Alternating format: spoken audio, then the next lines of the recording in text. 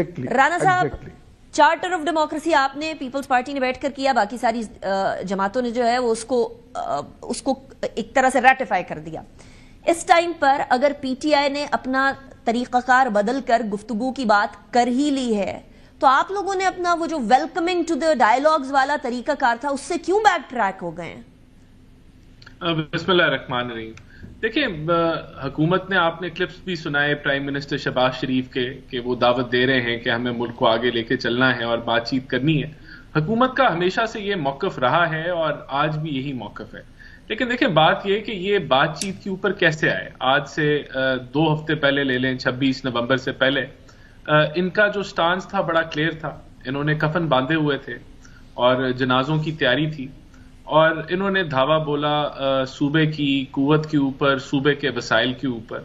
और पाकिस्तान की तारीख का अगर सियासी, इसको मैं प्रोटेस्ट तो नहीं कहूँगा, लेकिन एक पुरतशद्दद तरीन प्रोटेस्ट था। उसके अंदर 150 से जायद, 150 से 200 पुलिस वाले जख्मी हुए, पुलिस वाले शहीद भी हुए, रेंजर्स भी शहीद हुई, 8 से जायद पुलिस वालों के बुलेट वुंड्स थे, 40 गाड़ियां जला दी गई, शेल भी इन्होंने मारे। और इन्होंने पूरी जो डू और डाई कह रहे थे, फाइनल कॉल इसको कह रहे थे, और इन्होंने जो है अपनी मांगें पूरी किए बगैर इन्होंने इस्लामाबाद से वापस नहीं आना था। जब ये सारा निज़ाम इनका फेल हुआ, जो पूरी इनकी एक प्लानिंग थी तशद्दुद की और कोशिश थी कि कोई लाशें गिरें और उसके ऊपर फिर ये जो है वो प्रोपेगेंडा करें जिस तरह इन्होंने किया। और ये बड़ा अफसोसनाक है अगर इनकी साइड पे भी कोई एक जान भी गई, और इन जानों की भी जिम्मेदारी का तयन करने की जरूरत है कि किसके जिम्मे पड़ती हैं, क्यों संजरानी पे नहीं रुके और सारा ये मामला। तो उस इंसिडेंट फाइनल कॉल जब वो फ्लॉप कॉल में तब्दील हुई, जो इनकी आप कह लें आखिरी जो काविश थी, जब फेल हो गई, तो अब ये कहते हैं कि हमें पार्लियामेंट में इस खान साहब ने कहा, I understand what you are saying कि वो इस मौके पर आ गए हैं, पॉइंट पर आ गए हैं कि उनके लिए मुज़ाकरात इंपॉर्टेंट है। बट मेरा पॉइंट वही है कि अगर आप मुज़ाकरात चाहते थे तो पीटीआई के इस पॉइंट पे वो तो आपके लिए इररिलेवेंट होना चाहिए ना। अगर आप चाहते हैं कि मुज़ाकरात से पाकिस्तान के मामलात हल हों, तो वो सिर्फ तभी जाएंगे कि जब आप पॉइंट ऑफ वीकनेस पे और पीटीआई पॉइंट ऑफ स्ट्रेंथ पे होगी। जैसे ही पीटीआई पॉइंट ऑफ वीकनेस पे आएगी तो आप उस बात से बैक ट्रैक कर जाएंगे। तो ये तो आपके फिर मशरूत मुज़ाकरात की ऑफर हो गई ना। नहीं, देखें, नहीं, there is a big difference. देखें, जमहूरी पार्टीज जो हैं वो वायलेंट नहीं होती, और ये नहीं हो सकता कि आप शूट करें, पुलिस वालों को शहीद करें, आप वायलेंट हों और आप कानून को हाथ में लें, हाई कोर्ट के ऑर्डर तोड़ें और फिर आप कहें कि अब जो है ना, अब हम बातचीत के लिए तैयार हैं और अब हमारी ये नई शराइत है, और अगर ये नई शराइत आपने पूरी नहीं की तो फिर हम पाकिस्तान की मीशत सुन लें। एक चीज ऐड करना चाह रही हूं ना, बैरिस्टर गौहर ने कह दिया हमारी कोई शर्त नहीं, मुतालबात है, शर्त नहीं। देखिए, बैरिस्टर गौहर ने कह दिया कि हमारी कोई शर्त नहीं, और अभी आप वकास शेख साहब की आप बात सुना रही थी, वो कह रही थी हम तो मुज़ाकरात इनके हुकूमत के साथ करेंगे ही नहीं। तो एक तो ये भी पहलू है जो आपने ये हाईलाइट किया कि देयर इज कंफ्यूजन, हर बंदे का अलग मौकफ है और किसी को नहीं पता कि क्या करना है। तो फिर एक इसका देखें, एक तो मैंने आपको बता दिया कि अगर आप थ्रेट दे रहे हैं कि आपने मईशत को दोबारा आपने हमला आवर होना है, तो फिर देखें हुकूमत का भी स्टांस है ना। अभी आप वायलेंट हुए, आपने वायलेंस किया, फिर अब आप कहते हैं बातचीत कर लो, और वो भी अंडर थ्रेट आप बातचीत कर रहे हैं कि हम सिविल नाफरमानी करेंगे। तो ये चीज हमें नहीं समझ आती। साहब, आप सिविल नाफरमानी की बात कर ही रहे हैं, तो मैं जरा एक शॉट सुनाना चाह रही हूँ। आज अली अमीन गंडापुर साहब ने सिविल नाफरमानी के हवाले है कि ये कॉल जो है वो बानी पीटीआई की है। कब होगी सिविल नाफरमानी वाला मामला? तो कल से स्टार्ट होना था, जरा वो सुने। नाफरमानी के हवाले से मैंने तो ऐलान नहीं किया, वैसे ये पार्टी की तरफ से खान साहब ने ही किया था ऐलान, उसके ऊपर क्लैरिटी अभी तक नहीं आई है। जब क्लैरिटी आ जाएगी तो इंशाल्लाह करेंगे। फिर पहले हमारी शर्त है इमरान खान की रिहाई, उसके बाद हमारा मैंडेट, उसके बाद जो तरमीमें की हैं इन्होंने गैर आईनी, ये हमारे कुछ आईनी हकूक हैं जो हम मांग रहे हैं। डोगर साहब, सिविल नाफरमानी तो कल से शुरू होनी थी ना, इंतजार किस बात का हुआ? क्या चीज हुई जिसके बेसिस के ऊपर पीटीआई ने इस टाइम पर डिले कर दिया? कि खान साहब से मुलाकात का इंतजार है, कोई ऑर्डर्स का इंतजार है?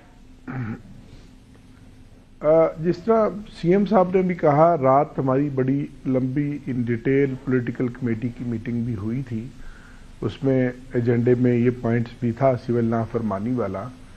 तो अभी इसमें क्लैरिटी फर्दर, और जो हमारा अपना पॉइंट ऑफ व्यू है पॉलिटिकल कमेटी का, ہم وہ چاہتے ہیں کہ وہ پہنچایا جائے بانی چیئرمین عمران خان صاحب کو، اور پھر ان سے انسٹرکشنز لے کر پھر آگے قوم کو بتایا جائے کہ اس کے اوپر آگے ہم نے کیا کرنا ہے۔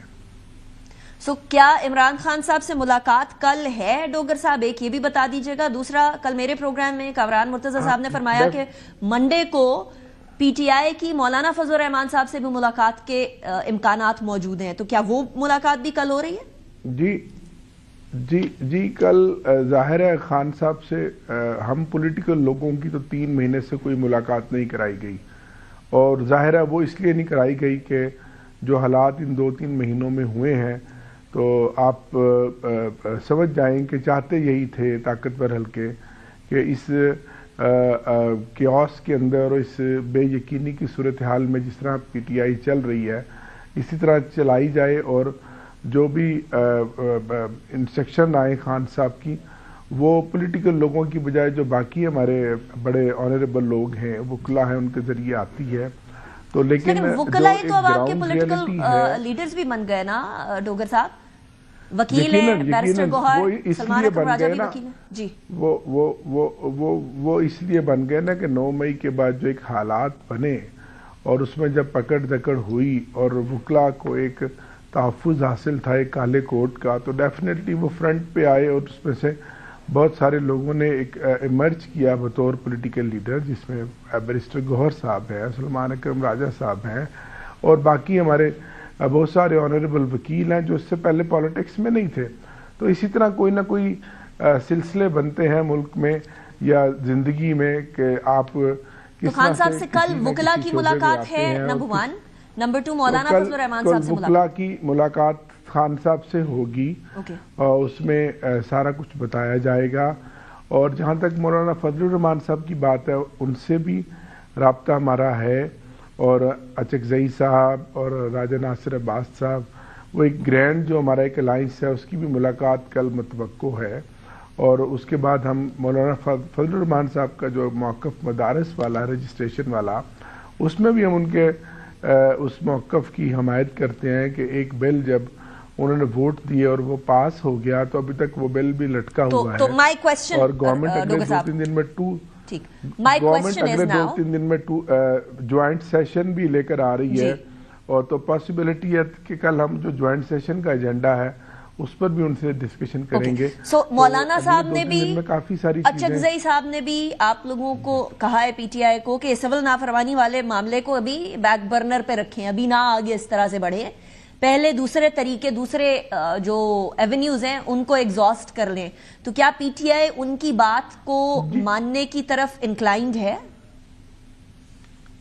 بہت سارے آپشنز ڈسکس ہوئے ہیں اسد کیسر صاحب کے ساتھ، ان کے جیسے پولیٹیکل جماعتوں کے قائدین اپنے اپنے پوائنٹ آف ویو سے بات کرتے ہیں۔